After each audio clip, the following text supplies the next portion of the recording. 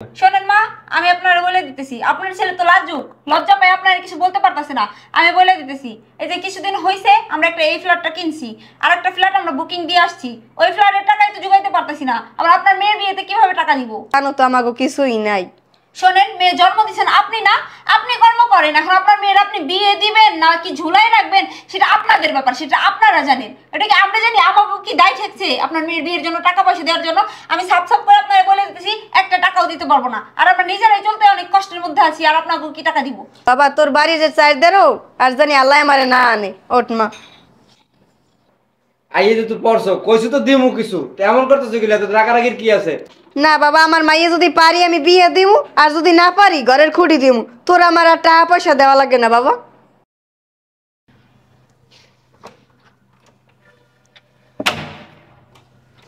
ভালো আছো বৌমা? এই আপনারা? আসসালামু আলাইকুম ভাবি। ওয়ালাইকুম আসসালাম। আপনারা এই বাসায় আসছেন কেন? আসছি, একটু দরকারিও কাজ আছে। সোহেল কই? বাসায় আছে। এই কই তুমি? এদিকে আসো। বাসার সবাই ভালো আছে বৌমা? হ্যাঁ, সবাই ভালো আছে। এতদিন তো কোনো খোঁজ খবর নেন নাই, এখন আসছেন। এই কই তুমি, আসো না। ভালো আছো বাবা? আছি ভালো আম্মা, তুমি হঠাৎ করে কিছু তো কইরা দিলা না ফোন দিয়া? আসলাম, তোর বোনের বিয়ে ঠিক হয়েছে, একটা এক জায়গায় দিয়ে সম্বন্ধ আইছিলে, তো সব দিক দিয়েই ভালো মতো পাইছি।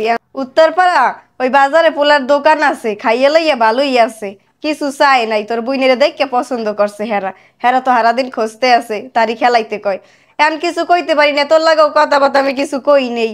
এখন হেরা কিছু চাই নাই, মুখ উঠিয়া আমাকে তো আবারও কিছু দেওয়া লাগে। ক এই জন্য তোর বাসায় আইলাম, তোর লগে কথা বথা কইয়ে দেই যে তুই কি দিতে পারবি না পারবি, এই অনুযায়ী হ্যাঁ আমি কথা দেবো।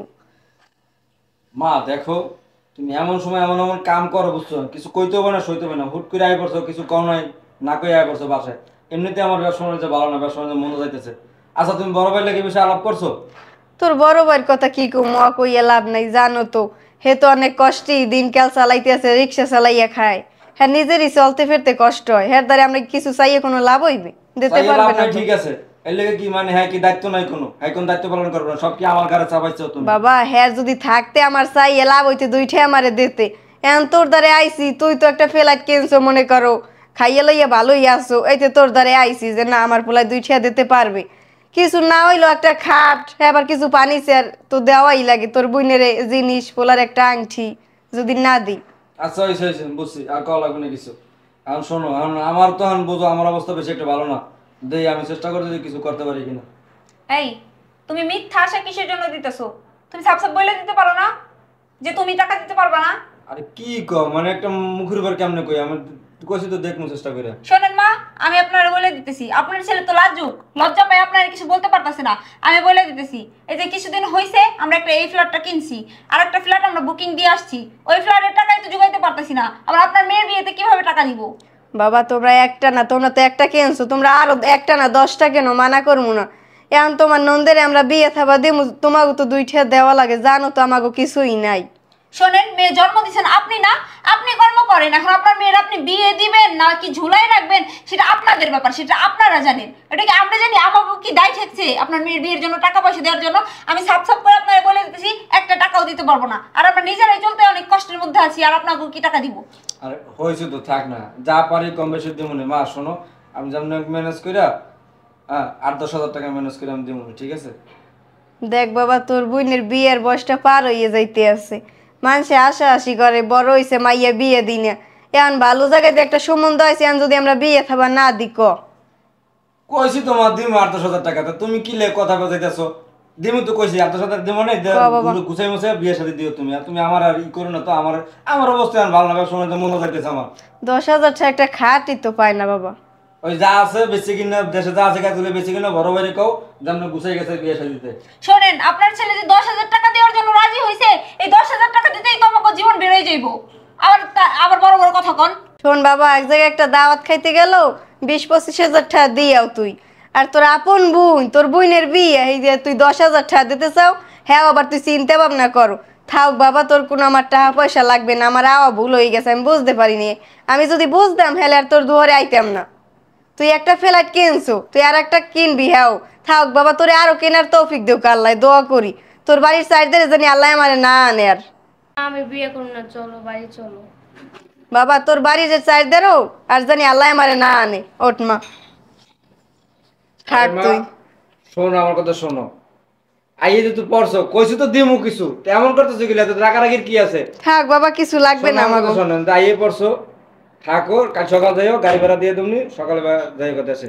না বাবা, যা তুমি মনে মানে বাড়ি যাচ্ছে বেশি কিনে বেশি দিও। না বাবা, আমার মাইয়ে যদি পারি আমি বিয়ে দিমু, আর যদি না পারি ঘরের খুঁটি দিমু। তোর আমার আর টাকা পয়সা দেওয়া লাগে না বাবা। আট দেখলো।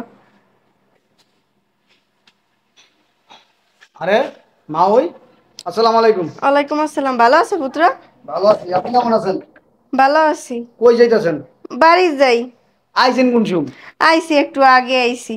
একটু আগে আইছেন, অন যাইতেছেন গা বুঝলাম না। বসেন বসেন। না বমু না, যাবো। আরে বসেন আপনি। এই বসো তুমি। কি অবস্থা তোমার, ভালো আছো? হ্যাঁ ভালো আছে। বসো। কি আপনি বসেন। আইলেন আবার যাইতেছেন গা, কি সমস্যা কি? আইছি বাবা, মাইয়েটার একটা বিয়ে ঠিক করছিলাম এক জায়গায় দিয়ে, ভালোই পাইছিলাম। কিছু চাই নাই হেরা, হেবারও তো আমাকে কিছু দেওয়া লাগে, হ্যাঁ খুশি হইয়া। তা তো অবশ্যই। হয় আর আমার বড় ফুলা তো অনেক অভাবে আছে, ওর দ্বারে চাইতে পারি না, ওর দ্বারে কিছু চাইছি। হ্যাঁ আমারে 10,000 টাকা দে। 10,000 টাকা দিয়ে আমি কি করবো বাবা কও? নাইতে যাইতে গেছি। 10,000 টাকা হাতে আপনার মাইয়া বিয়ার লেগা? হয়।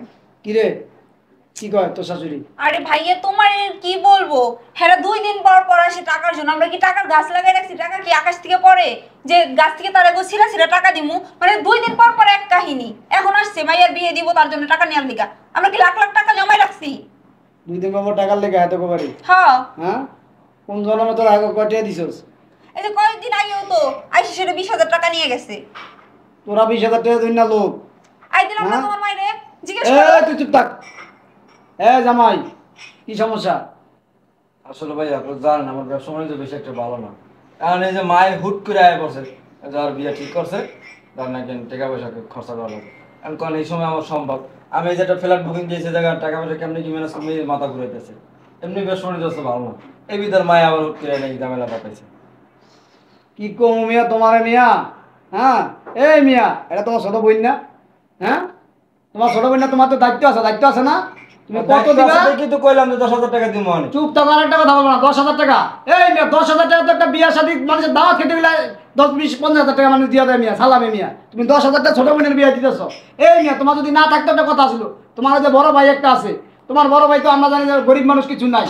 হ্যাঁ, হ্যাঁ কথা বাদ দিলাম, তোমার তো আল্লাহ আছে। তুমি এই একটা ফ্ল্যাট কিনলে হবে 3-4 মাস হয়েছে, আর একটা ফ্ল্যাট বুকিং দিছো।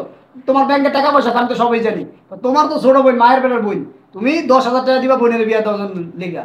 হ্যাঁ, এই মিয়া, এই ফুডানি না কইরা, এই যে তোমার তো দায়িত্ব যে ছোট বোনটা, মা বাপ, তোমার তো বাপ বাচ্চা নাই, ছোট বোনটারে বিয়া, ভালো একটা সংসারে বিয়া শাড়ি দেওয়া।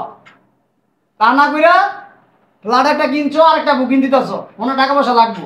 হ্যাঁ ভাইয়া আমি বুঝলাম না, তুমি কি আমার ভাইয়া নাকি ওগো ভাইয়া? যাক, শয়তানের বাচ্চা। এই শয়তানের বাচ্চা হলো নষ্টের মূল। এই তোর টাকা দিব, তোর বাবা মাতে না দিব?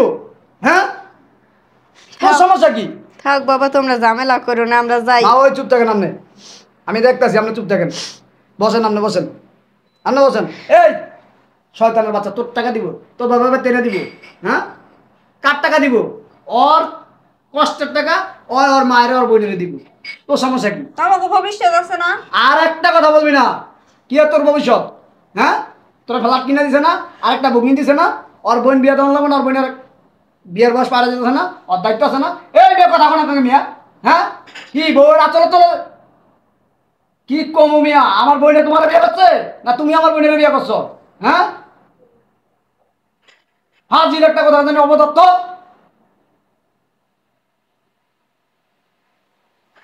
এই শোন, চল আমার কাছে চল, কই যাবো? চল কই? বাসা চল। কেন?